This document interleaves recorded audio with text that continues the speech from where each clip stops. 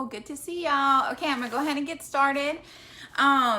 Okay, so this topic has taken on legs of its own, and there are so many good and awesome conversations we can have about your speech, venting, gossiping, what God wants you to do with the way you talk. Does he want you to be pious and quiet, or does he want you, is that part of your personality? All the different things that we say, and sarcasm and being funny and all these things that make up who we are. How can we still have those qualities and still be truly ourselves, but making sure that we are not tearing others down or using our words to bring others to God? Okay, so I'm gonna answer I'm gonna address three things. How happy are you? There are 4 levels of happiness, and what you say about others reflects which level you are at in the happiness spectrum. And then the second thing is, when there's a conflict with someone, there's a problem, your feelings are hurt, their feelings are hurt, what is the best way? When is it gossiping? When is it venting? When is it healing to talk about those situations? And then the third thing is ideas for what to talk about when you're not talking about other people. Which I think is kind of funny, but maybe we need help in that. I don't know. So we'll go ahead and get started, and I can link this below. It's basically a study done by, it's an all-encompassing thing that psychologists, all these things have put people into 4 levels of happiness. Okay, the first level, the lowest level of happiness, is immediate gratification, and this is when you're seeking pleasure and to minimize pain. So infants do this. They want to eat, we do it, we want a meal, we get the meal, we're happy about it for that time being, but then an hour later you're hungry again. So the long-term joy of the first level of happiness is very short. Then there's the second level of happiness, which is comparative and personal achievement. We usually come into this around our teenage years, where we are hyper aware of peers, what our peers are thinking of us, and then even into our careers, where we're getting accolades and awards and promotions, and it's all about getting higher up on the superiority level, I guess. And at this level, it's longer. The gratification is longer than the first level of immediate gratification, but it's still very short term. And evidently 70% of adults are stuck at level 2 happiness, which is sad because there's 4 levels.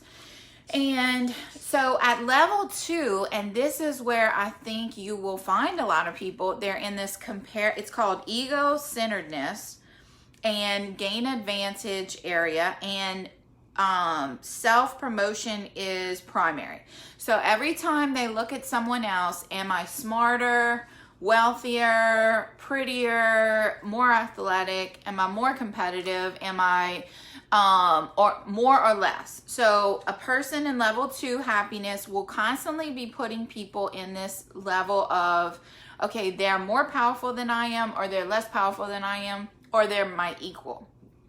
They also get in this, if you're stuck in this level, you feel threatened if you are not the neatest or the most organized or the, I don't know, sing the best, whatever. You're constantly comparing yourself to others, okay? So we want to get out of this. I feel like a lot of people that could go beyond this are stuck in this because of social media. You're constantly bombarded with a happier family, a prettier person, a better figure, it's really hard to keep your self-worth, and when you're constantly seeing these comparative stages, and you can't, you're human, you can't help but think different things about people. So we'll get back to that. The third stage is contributive, and that's where you do good beyond yourself. But you can jump to the fourth stage of happiness. And this is not only, okay, so the third one, doing good beside yourself, is a long-term happiness. But there's one even further. It's called the ultimate good. And that is where good is ultimized. You are receiving ultimate meaning, goodness, ideals, and love. And this is eternal happiness. This is enduring happiness. So we want to jump straight into level 4 happiness. The way that you do this, I believe, has a lot to do with how much you expose yourself to some of the lower levels of happiness and comparing yourself, okay? When I have not been on Facebook for many years, God kicked me off of it several times until there was no password that would work. So right now, what you're seeing of me on Facebook is I had to get on for a homeschool group, and a friend of mine mentioned this group. So, and then through that, so it's a so my Facebook page now is a family group page where I'm just get to be on groups, okay? At this point. Before, I don't think anything's wrong with any Facebook or anything like that. It was not good for me.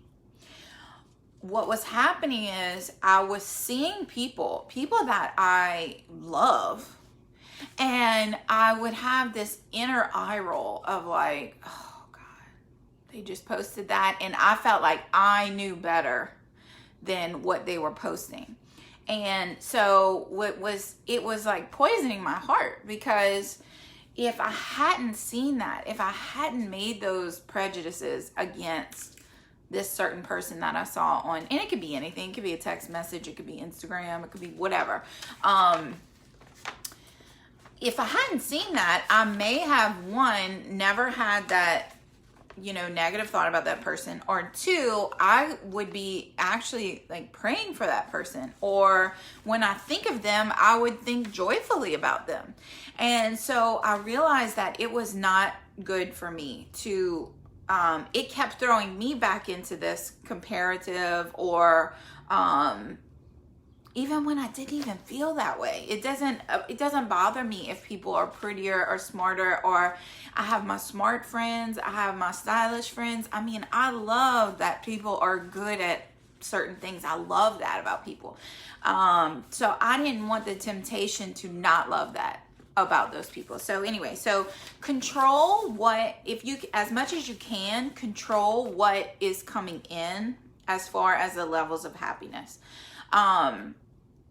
One thing that can help you is if you feel that inner eye roll when you see someone's post, or you hear something about someone else and you recognize that negative reaction you just had, say a prayer for that person. And that will kind of change the conversation in your head. Okay, so so on the second note, I want to, go into when there's a problem with someone. And okay, well, connecting the two together. What is gossip and what is venting? And I can attach this video that I saw on YouTube about this topic, and I thought his example was fantastic. He said, if you're talking about someone, okay, first off, use discretion with who you're talking about this person to. Is the person that you are discussing this other person with, are you trying to recruit them to see your side? Because that would be gossip. Or are you really trying to see a better way that you can handle a situation, or a better way that you can help this person?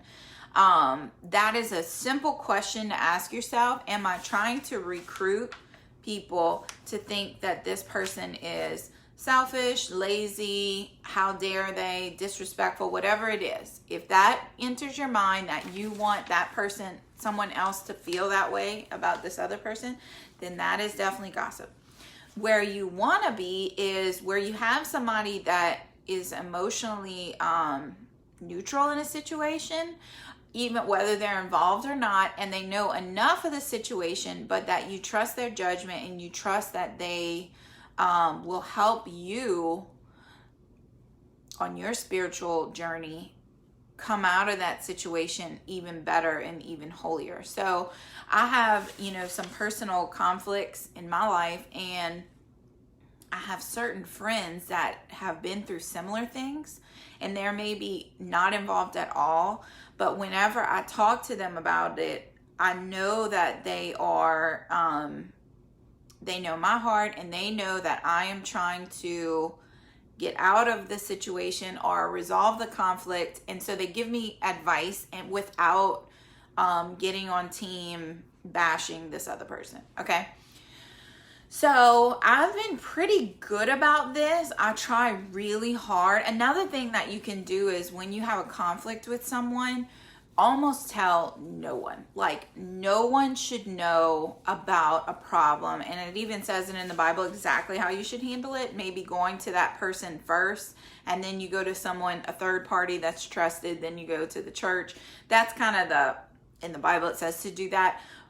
For me and for all my friends that have had conflicts in the past, it kind of helped to get someone who wasn't so emotional to help you decide what your feelings are about the problem, and then what's the best way to handle the problem, and then maybe approach that person. But the least amount of people that you can involve in any kind of conflict or confrontation, the better. That is what God is asking you to ask him how to handle this, and he's asking you, and you will grow depending on how you handle this. So you'll grow one way or the other. You'll grow closer to God or further from God on how you handle problems and difficult people, which are so tempting to talk about. Okay. I failed miserably at this recently. There was something I just had that, like, oh my gosh, I saw something and I shared it with someone that I knew would think it was just as ridiculous as I did. And so sure enough, we got to blab about it for a few minutes. And I felt like after that conversation, I felt like God was like, June, now you just took 10 steps back. I was helping you in that situation heal, and you were in such a good place, and you just took some steps back. So you need to be sorrowful for that act of talking bad about that person with someone who was not going to help the situation, but was going to happily jump on the bandwagon of, the situation, of making it worse. And so there's also people that you need to realize they are triggered by negative stories or stories about other people, and you have to really, like, no matter, like, I'll almost feel God like saying, don't you say it. Like, I'll be like, oh, I'm gonna say this so bad, but God is like, do not say it. Okay. And the little picture I had about the feathers in the tower was that my mom told me this story that she had heard, where someone went to a priest, I believe, and said that she couldn't stop gossiping. And he said, okay, well, this is your penance. I want you to go get a pillowcase, go to the top of that tower, unzip the pillowcase, and let the feathers fly all over the city. And so she did it. And so she comes back and she goes, okay, now what? And he said, now go gather all those feathers from all over the city. And she said, that's impossible. No one can do that. They're so far spread out and far apart, and I don't know where they all are. And he said, exactly. Every time you talk bad about someone, that's what happens. You can't pull it back in. You've changed the way someone else views Sally Q. And, our reputations are so important. Like, if the things that hurt me, it doesn't matter what someone says about appearances or things like that, but like my reputation is, if someone would call me a cheater or a liar or selfish or something like that, I mean, that like hurts down to the core. And that's what, even though that person's not present there, it still is doing damage to their reputation, which is so important to everyone. And so it should be protected, especially as people of God. Even if you don't like this person, you still have to respect them and respect their reputation while they try to get their life in order. So that even includes information that we don't need to know. It doesn't matter who's getting a divorce or who's, has a baby with this one or that one, or what school they're going to or not going to, or what information, unless it's not positive or necessary, it really should not even be shared at all, which is it's like, okay, it's true. I know it's true. And it's just information, but it only needs to be spread to necessary and if it's good stuff, okay? And that is really more for your psyche than for the other person anyway. We're trying to order our lives the way God would want them to be.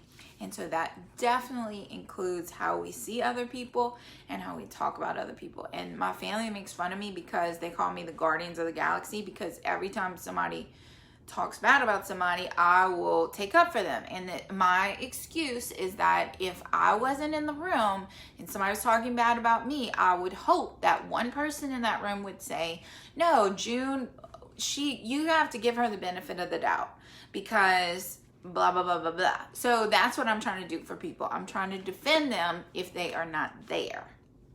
And also, most of the time, if you're talking bad about someone, it doesn't even need to be said because everybody understands that person is difficult and there's no need for it at all. Okay, so I used to have a friend in high school, and when I was preparing this, I remember that she said, well, if you don't talk about people, what do you talk about? And it sounds so blunt and terrible, but for some of us that might be the case.